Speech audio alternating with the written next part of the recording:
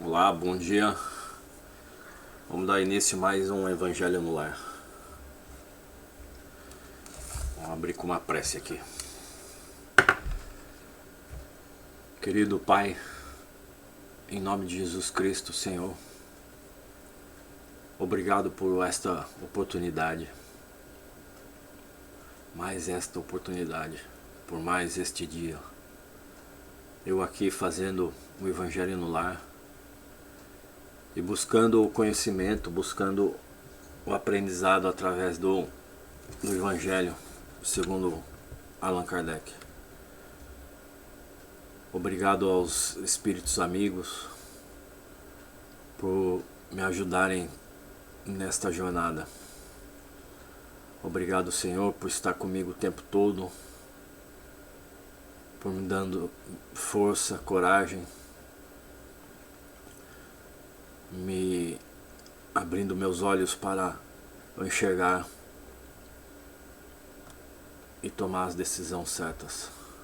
Que eu acho que é o mais importante, nós podemos tomar as decisões certas na nossa jornada,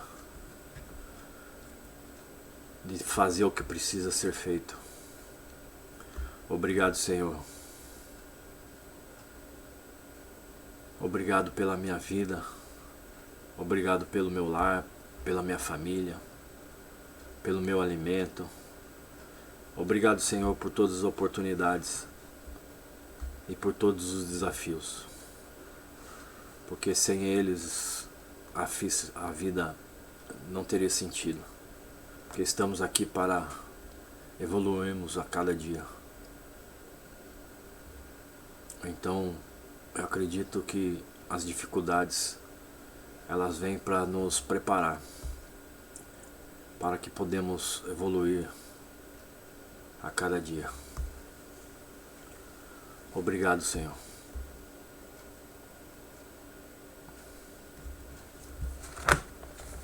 Vamos ler aqui prece de Caritas. Deus nosso Pai,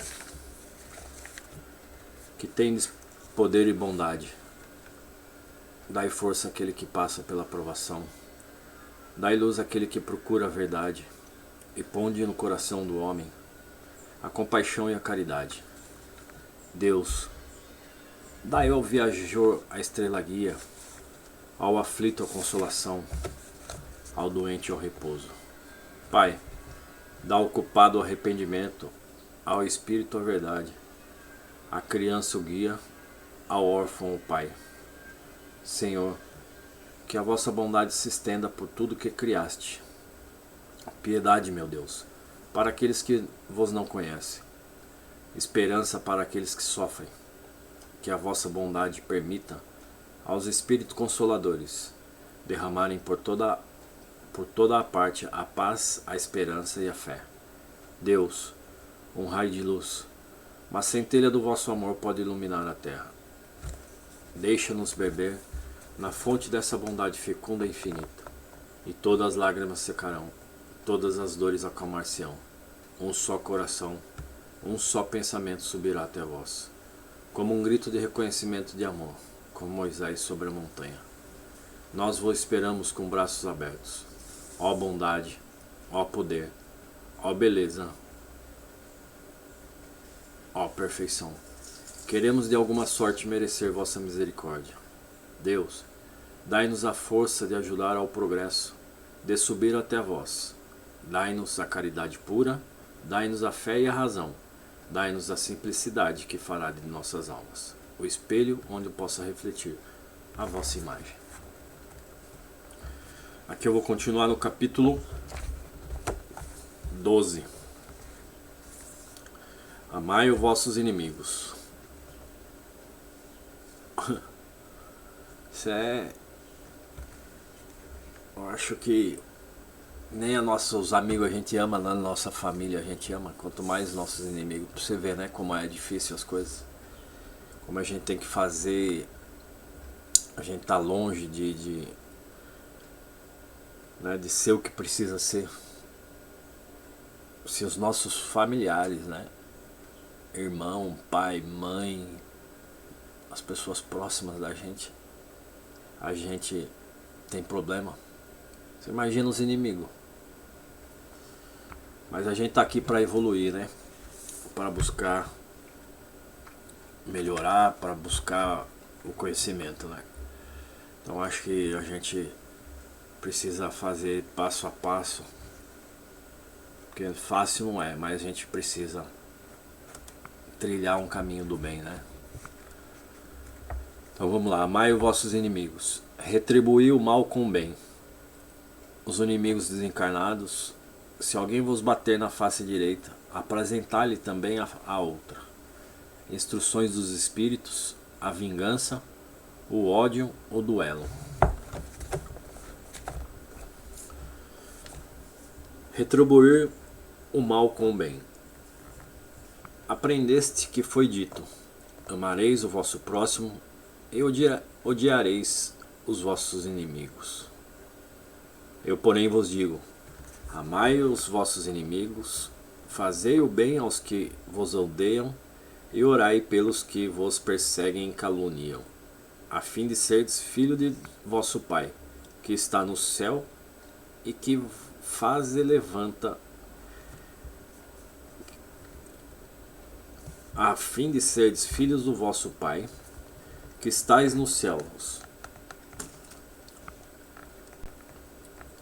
a fim de serdes filhos do vosso Pai, que está nos céus, e que faz se levanta o sol para os bons e para os maus, e que chova sobre os justos e os injustos. Porque, se só amardes os que vos amam, qual será a vossa recompensa? Não procedem assim também os publicanos? Se apenas os vossos irmãos saudardes, que é o que com isso fazeis mais do que os outros, não fazem outros também os pagãos? Mateus capítulo 5, versículo 43 a 47. Digo-vos que, se a vossa justiça não for mais abundante que as dos escribas e dos fariseus, não entrareis no reino dos céus.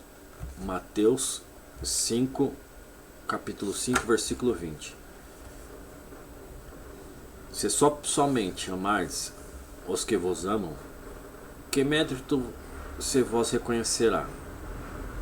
Uma vez que as pessoas de má vida também amam os que as amam, se o bom somente o fizerdes aos que vô-lo fazem, que mérito se vos reconhecerá?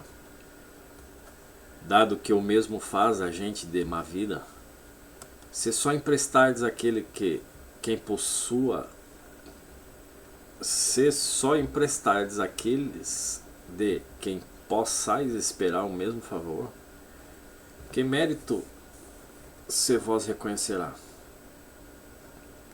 Quando as pessoas de má vida se entreajudam dessa maneira, para oferir a mesma vantagem, pelo que vos toca, amai os vossos inimigos, fazei bem a todos e auxiliai sem esperar coisa alguma. Se só emprestardes aquele de que quem possais esperar o mesmo favor, que mérito se vos reconhecerá? Quando as pessoas de má vida se entreajudam dessa maneira para oferir a mesma vantagem, pelo que vos toca, amai os vossos inimigos, fazei bem a todos e auxiliar sem esperar coisa alguma.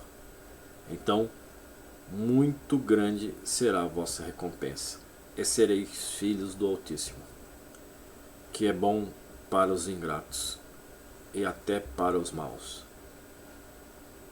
Sede, pois, cheio de misericórdia, como cheio de misericórdia é o vosso Deus. Lucas capítulo 6, versículo 32 a 36.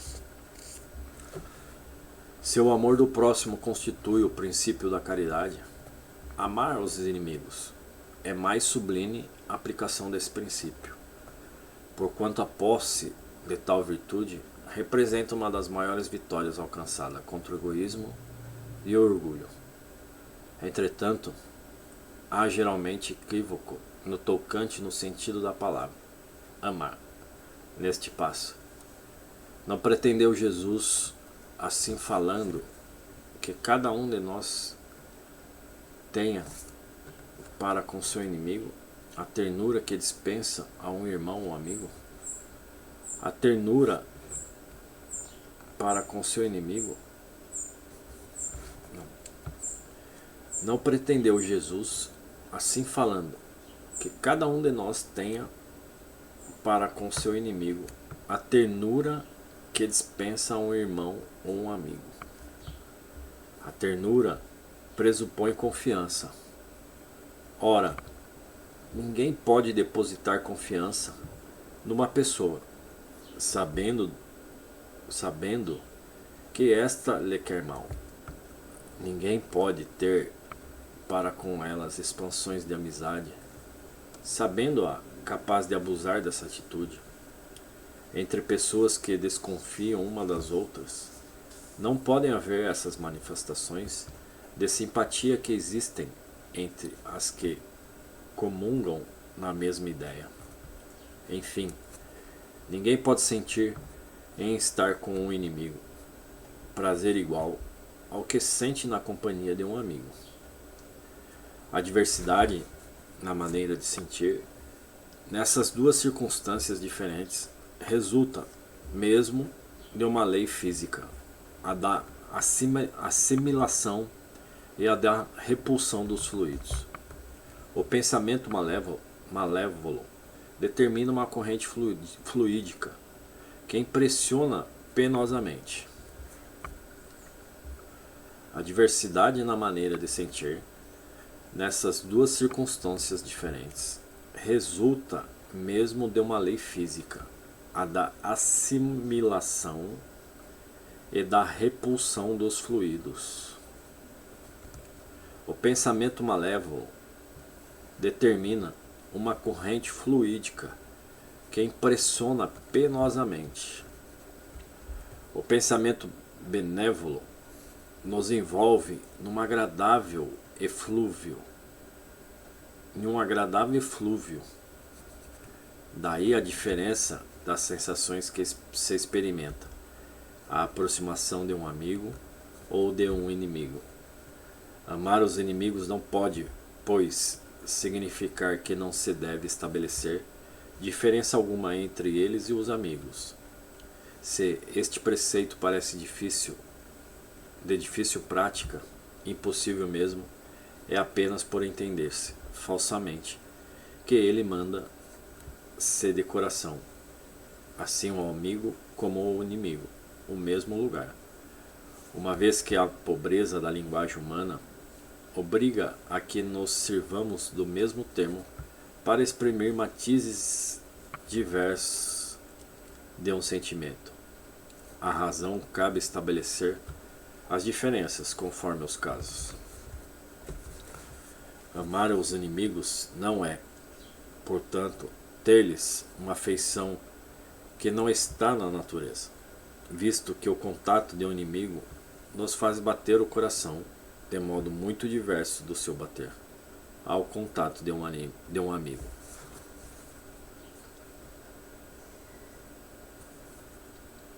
Amar os inimigos é não lhes guardar ódio, nem rancor, nem desejos de vingança.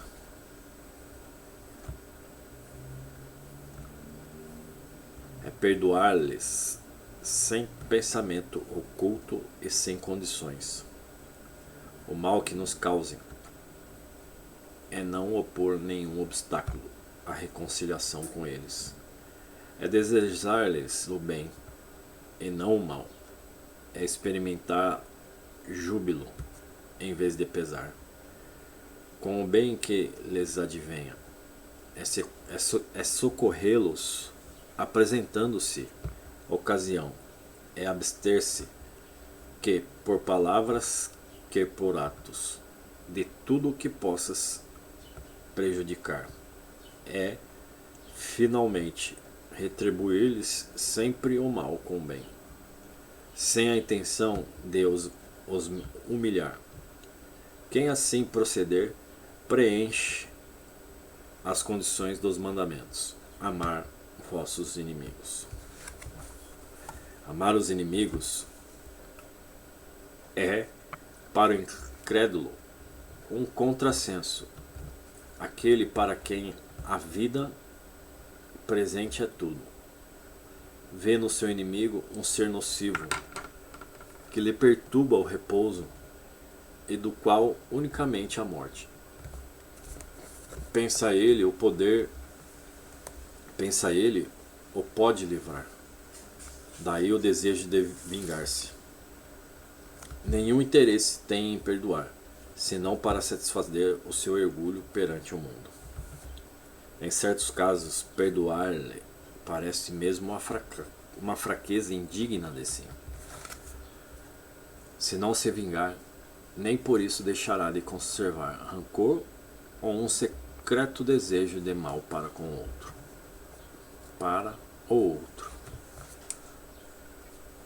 Para o crente, e sobretudo para o espírita, muito diversa é a maneira de ver. Porque suas vistas se lançam sobre o passado e sobre o futuro, entre os quais a vida não passa de um simples ponto. Sabe ele que, pela mesma destinação da terra, deve esperar topar aí com homens maus e perversos, que as maldades com que se defrontam fazem parte da prova que lhe cumpre suportar e o elevado ponto de vista em que se pode lhe tornar menos amargo as vicissitudes, quer advenha do homem, quer das coisas. Se não se queixa das provas, tampouco deve queixar-se dos que lhe servem de instrumento. Se não se queixa das provas, tampouco deve queixar-se dos que lhe servem de instrumento.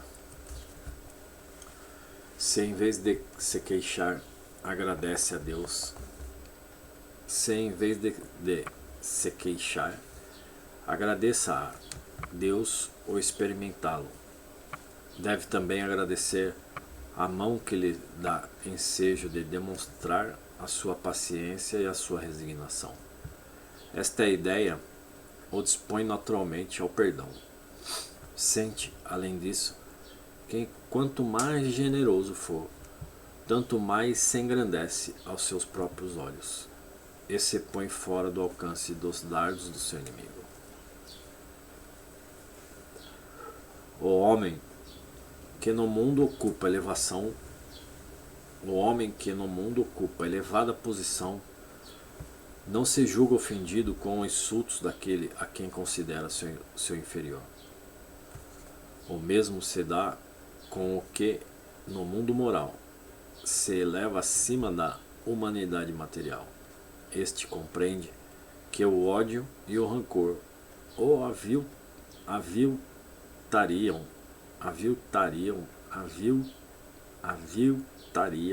e rebaixariam.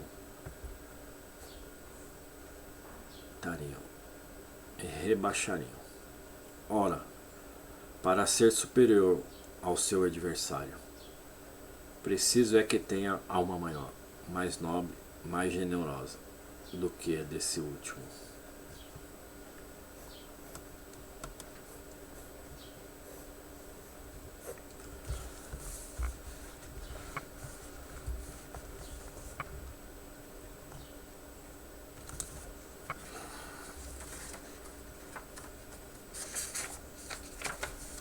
Os inimigos desencarnados.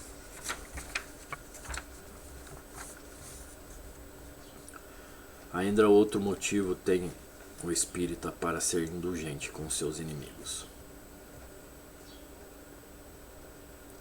Sabe ele primeiramente que a maldade não é um estado permanente dos homens, que ela decorre de uma perfeição temporária e que, assim como criança se corrige dos seus defeitos, o homem mau reconhecerá um dia os seus erros e se tornará bom.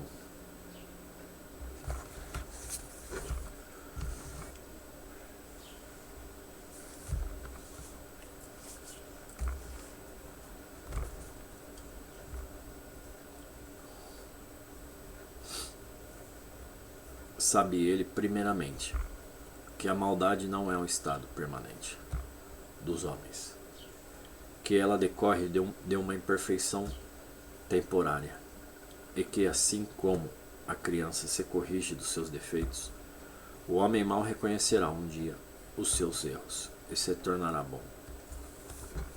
Sabe também que a morte apenas o livra da presença material do seu inimigo, pois que este o pode perseguir com o seu ódio, mesmo depois de haver deixado a terra.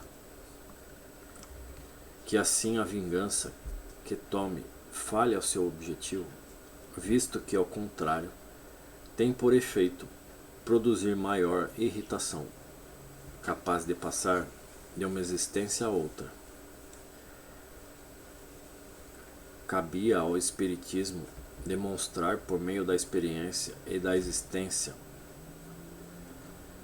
Cabia ao Espiritismo demonstrar por meio da experiência e da lei que rege as relações entre o mundo visível e o mundo invisível, que a expressão extinguir o ódio com o sangue é radicalmente falsa, que a verdade é que o sangue alimenta o ódio, mesmo no além-túmulo. Cabia-lhe, portanto, apresentar uma razão de ser positivo, a uma utilidade prática ao perdão e ao preceito do Cristo: amai os vossos inimigos. Não há coração tão perverso que, mesmo ao seu mau grado, não se mostre sensível ao bom proceder. Mediante o bom procedimento, tira-se pelo menos todo pretexto às represálias, podendo-se até fazer de um inimigo um amigo, antes e depois da sua morte. Como um mau proceder, o homem irrita o seu inimigo, que então constitui instrumento de que a justiça de Deus se serve para punir aquele que não perdoou. Pode-se, portanto, contar inimigos assim entre os encarnados, como entre os desencarnados? Os inimigos do mundo invisível manifestam sua malevolência pelas obsessões e subjugações com que tanta gente se vê a braços e que representam um gênero de provações, as quais, como as outras, concorre para o adiantamento do ser, que, por isso, as deve receber com resignação e com consequência da natureza inferior do globo terrestre. Se não houvesse homens maus na terra, não haveria espíritos maus ao seu derredor. Se, consequentemente, se deve usar a de benevolência com os inimigos encarnados, do mesmo modo se deve proceder com relação aos que se acham desencarnados. Outrora, sacrificam-se vítimas sangrentas para aplacar os deuses infernais, que não era senão os maus espíritos. Aos deuses infernais sucederam os demônios, que são as mesmas coisas. O Espiritismo demonstra que esses demônios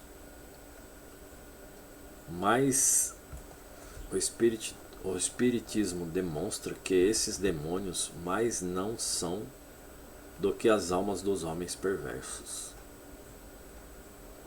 O Espiritismo demonstra que esses demônios mais não são do que as almas dos homens perversos, que ainda se não despojaram dos instintos materiais, que ninguém logra aplacá-los senão mediante o sacrifício do ódio existente, isto é, pela caridade, que esta não tem por efeito unicamente impedi-los de praticar o mal, e sim também os de reconduzir ao caminho do bem e de contribuir para a salvação deles. É assim que o mandamento, o mandamento, amai os vossos inimigos, não se circunscreve ao âmbito acanhado da terra e da vida presente, antes faz parte da grande lei da solidariedade e da fraternidade universais.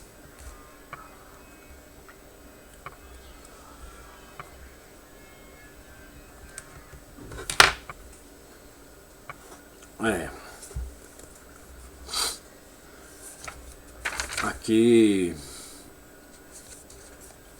amai vossos inimigos. Mas eu tinha um entendimento, né, aqui, de amai vossos inimigos. Aqui deu uma clareada aqui, porque aqui fala, ó, aqui, ó, eu não tinha esse entendimento aqui, ó. Amar os inimigos é não lhes guardar ódio, nem rancor, nem desejo de vingança. É perdoar-lhes, sem pensamento oculto e sem condições, o mal que nos causem. É não opor nenhum obstáculo à reconciliação com eles. É desejar-lhes o bem, e não o mal. É experimentar júbilo, em vez de pesar, com o bem que lhes advenha. É socorrê-los, apresentando-se a ocasião. É abster-se, que por palavras, quer por atos, de tudo que possas prejudicar.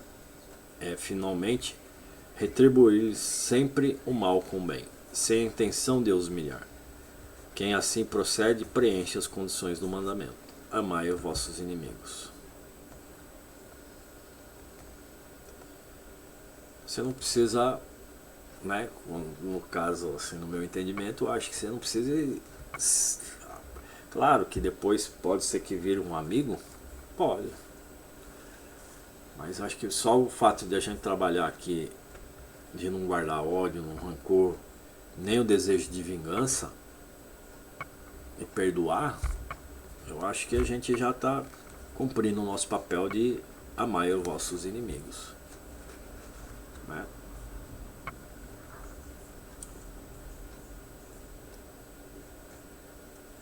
Então a gente tem que praticar, né? Praticar, praticar, praticar.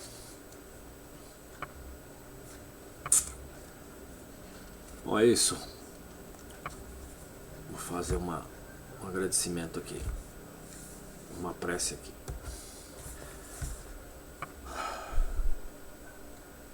Meu Deus, em nome de Jesus Cristo, quero agradecer por estas palavras, por esse entendimento que fez eu ter uma outra ideia sobre amar meus inimigos.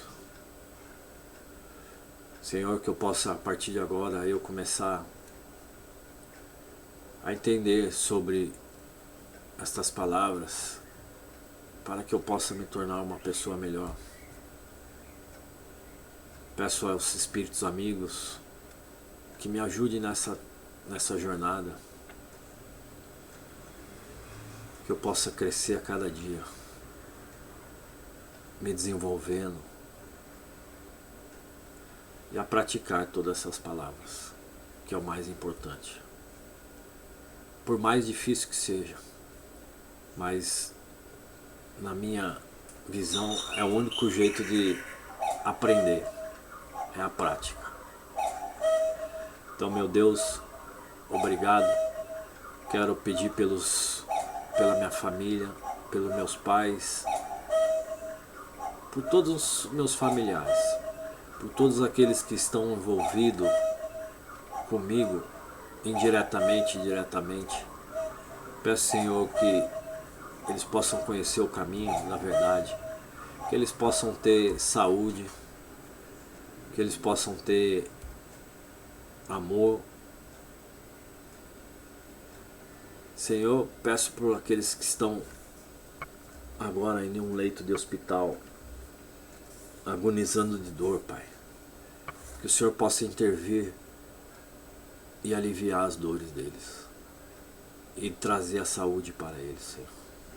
Peço, Senhor, pelos criminosos, Pai, que eles possam ter o arrependimento e conhecer a palavra da verdade, o caminho da verdade, Senhor, e que seja feita a justiça.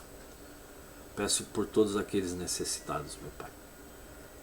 Peço, Senhor, justiça para os governantes, que eles possam conduzir o nosso país com sabedoria, Senhor. Peço, Senhor, pelos voluntários, pelos médiuns, pelos membros do Centro Espírita. Saúde para todos eles, Senhor. E para todas as pessoas que ali frequentam e suas famílias, Senhor. Em nome de Jesus Cristo. Amém. Oração de São Francisco. Senhor, fazei-me instrumento da vossa paz, onde o amor, o ódio, onde houver ódio, que eu leve o amor, onde houver ofensa, que eu leve o perdão, onde houver discórdia, que eu leve a união, onde houver dúvida, que eu leve a fé, onde houver erro, que eu leve a verdade, onde houver desespero, que eu leve a esperança, onde houver tristeza, que eu leve a alegria, onde houver trevas, que eu leve a luz. Ó Mestre, fazei com que eu procure mais consolar que ser consolado, compreender que ser compreendido, amar que ser amado, pois é dando que se recebe, é perdoando que se é perdoado, e é morrendo que se vive para a vida eterna. Peço à espiritualidade, aos espíritos amigos, que fluidifique a água para que eu beba e ela se transforme em energia na minha corrente sanguínea. Em nome de Jesus Cristo. Até a próxima.